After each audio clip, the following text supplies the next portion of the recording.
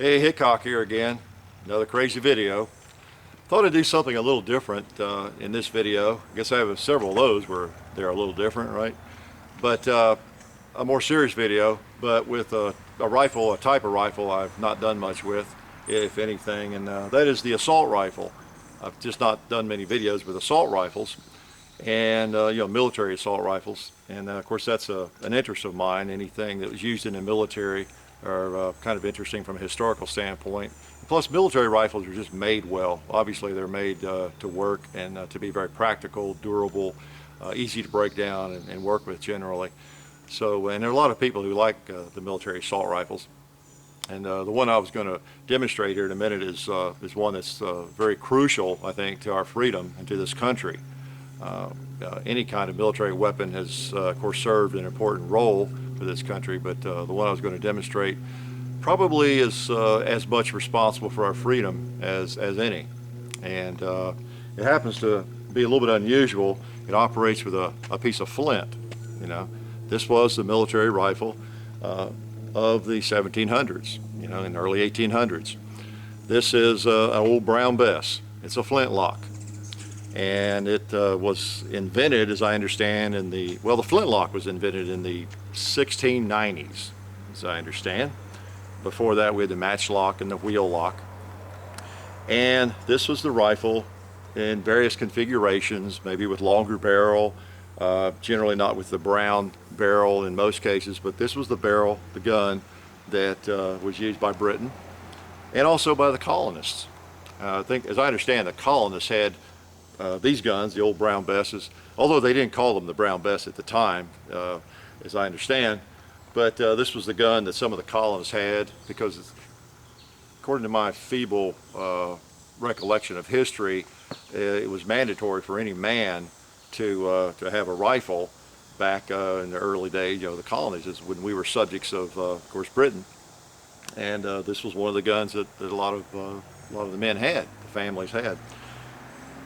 It later became known as the Brown Bess, and there's a lot of controversy about why it was called that way, or different thoughts on that, but it is a flintlock, and that's the main thing. It's the only flintlock I have.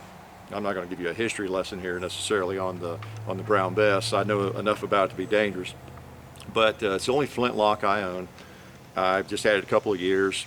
I haven't shot it probably 25 times, but I bring it out every now and then and try to hit something with it. Thought it would make an interesting video because probably most of you don't have one. I think I'd be safe in saying that, particularly if you're a Glock fan or you spend a lot of time shooting some of the other modern firearms that I enjoy as well. But I'm pretty eclectic in my firearms interest, as you can probably tell by now. So I dragged this one out, and let me tell you just a little bit about it. If you don't know much about a flintlock, of course it's called a flintlock because it uses a piece of flint to create the fire. So just a little basics here. If I can hold this where you can see it, I hope pretty clearly. Of course, the hammer, the cock, holds the flint, and you got jaws here that squeeze that piece of flint in between them so that it will be held securely there. All right, and you need a sharp edge on it. And this is the pan. You can look at the pan there. This is where you put powder. I know if you don't have one or don't even know anybody who has one, you've seen in the movies perhaps. This is where you dump some powder, close the frizzen, cock the hammer, and then when the flint falls, the hammer falls, the flint strikes the frizzen there, creates the spark, goes down into the powder in the pan, and then lights the powder in the chamber. Now you can see, maybe if I hold this really close, the hole going into the chamber from the pan.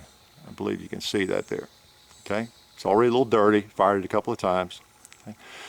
So that's how they operate. You have powder, of course, in the chamber, in the barrel, with a ball resting on top of it there. And the powder here, when it's ignited in the pan, also lights the powder in the barrel and propels the ball. All right. So you have to close the frizzen once you get powder in there. And that holds the powder fairly securely. I don't think I'd want to climb a tree with it and depend on it to save my life or anything. But it'll hold it fairly well for a little bit. If you're out in the moisture and the rain, the pioneers or whoever, damp, moist day, they had difficulty with, keeping their powder dry. I know you've heard that line before. So that's how they operate. You got the frizzen, that's where the spark is created. When the flint hits it, the spark is thrown down into the powder. Let me go ahead and just pull the trigger so you can maybe see the spark. I'll just do it up here pretty close to the camera. See if I can keep from blowing up my camera. Okay, got a little spark there. No powder though, so nothing happened. All right, cock it back, put the frizzen down. That's how they operate. Seems pretty complicated to you probably. You wouldn't want to have to rely on one today, I guess. But it's fairly reliable. The weakest point is, at least I thought it was, in getting the flint right, getting the flint adjusted. But it's actually worked pretty well.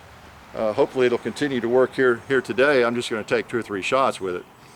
But again, this is known as a Brown Bess. For about 150 years, this was state-of-the-art. From around 1690s, excuse me, up until around 1830s when the cap was invented. Or it may have been invented before that, but the caplock rifles were in production, I think, in the late 1830s. And that's where you have a nipple coming out of the back of the barrel, the breech, and you just put a little cap on it, and hammer falls on that and sends the fire down into the barrel. You're more familiar with that. I mean, modern muzzle loaders use that technology. The ones that you may deer hunt with, of course, now use that same technology. One thing I did not mention is that this is a smooth bore. You know, these early guns, of course, were smooth bores like a shotgun. There's no rifling in the barrel, so they were not quite as accurate. You know, they're just slinging the lead out there, and the ball's not necessarily spinning, and it's hard to hit anything with it. It really is. Not just because of that.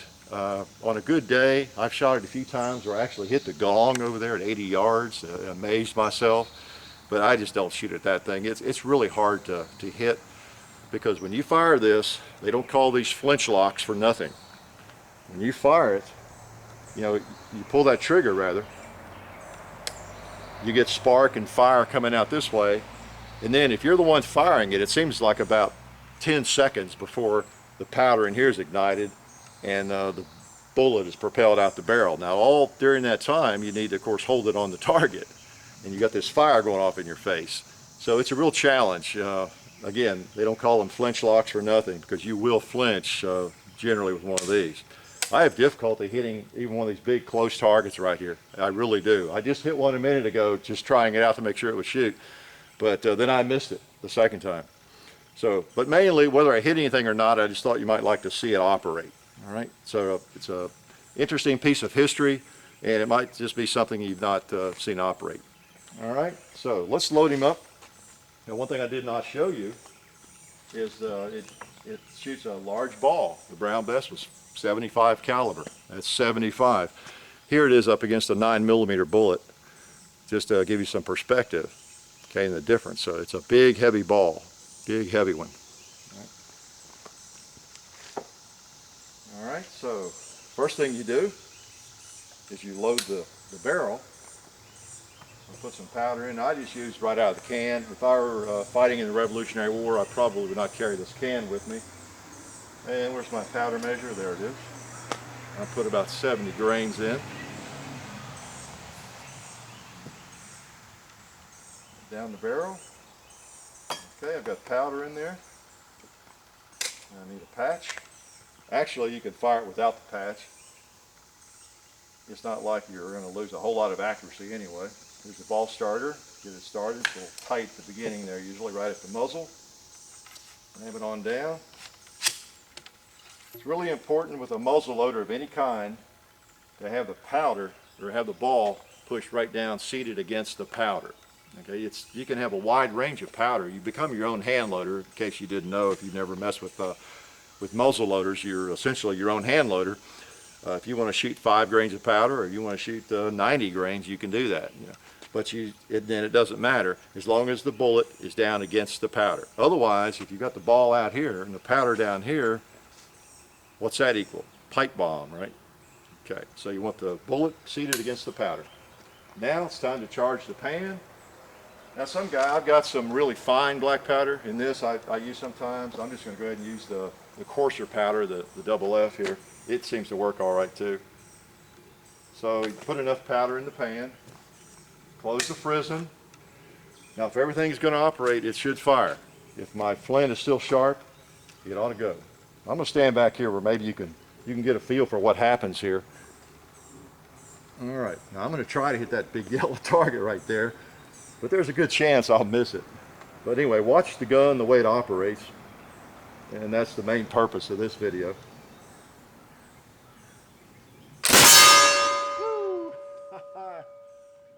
Oh, that makes me happy because it's easy to miss. So how was that for some fire and smoke? Now this is real black powder too. This is not a black powder substitute on firing. I always use a real black powder when I get this stuff out. So let's try that again. Powder measure. Sometimes you might have a smoldering patch in your barrel, so you want to be aware of that, you know, when you start pouring powder back down. And that's one reason you don't pour right out of the can. If it were to ignite this amount of powder, it wouldn't be catastrophic or anything. I've never had that happen. All right, powder, patch, ball. Even though it's pretty involved, once you get going with it and got all your stuff out here, it's not too bad. You see I'm loaded again. I just need to charge the pan. I'm ready to fire. Put a little powder in the pan. Let me come up here closer so you can see what I'm doing again. Now, I'm going to be careful. It is loaded, although there's no priming involved yet. So what I do is I just put some in that pan there, spread it out a little bit. Okay, close the frizzen, keep it pointed down range here. You can see that. Close the frizzen over that powder. The hammer's cocked, so it's ready to go. All right. So let's try again. If I hit that thing twice in a row, I'll be happy.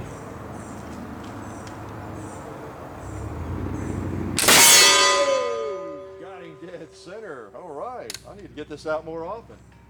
Woo! You're a little smoky here. You might see some smoke come out of that hole.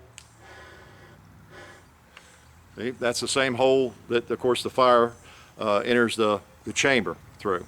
All right. Let's go one more. Powder.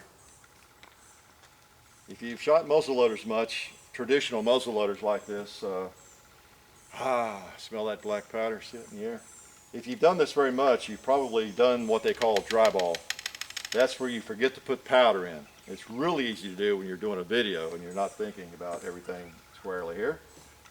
Of course, I wouldn't know anything about that. But if you do that, you put the ball down in there, and there's no powder. That's not a good thing, of course. That ball goes in a whole lot easier than it comes out by any manual methods I'm aware of. What you have to do is get some fine powder and just work some down into that little fire hole there with a toothpick or a needle for a little while, and you'll get enough down in there to where you can just fire it out. It doesn't take much. You can get 5 grains. It'll send the ball out probably. Okay, one last shot.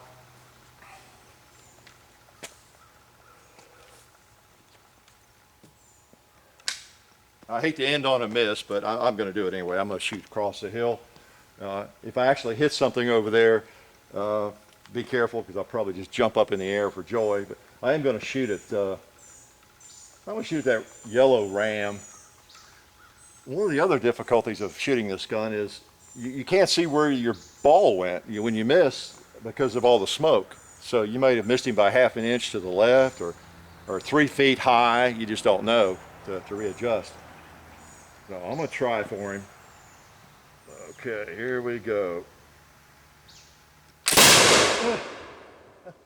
It went low. I usually know where it goes when I miss. It goes low because during the interval, I don't know if you can see it on the camera, but when you fire the gun, pull the trigger, you tend to want to pull down like that before it actually fires the bullet.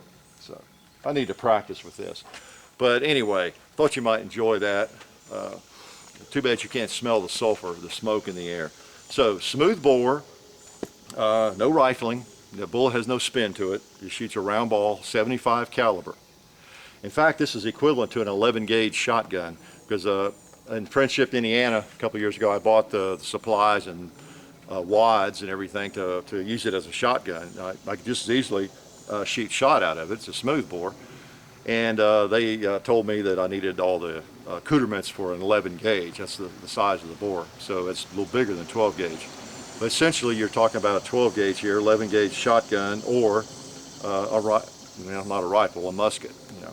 And in the pure sense, a rifle would have rifling in the barrel, you know, to spin the ball.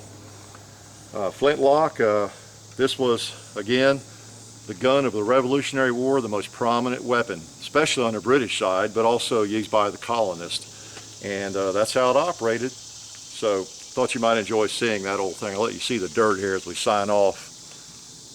Okay, see you later.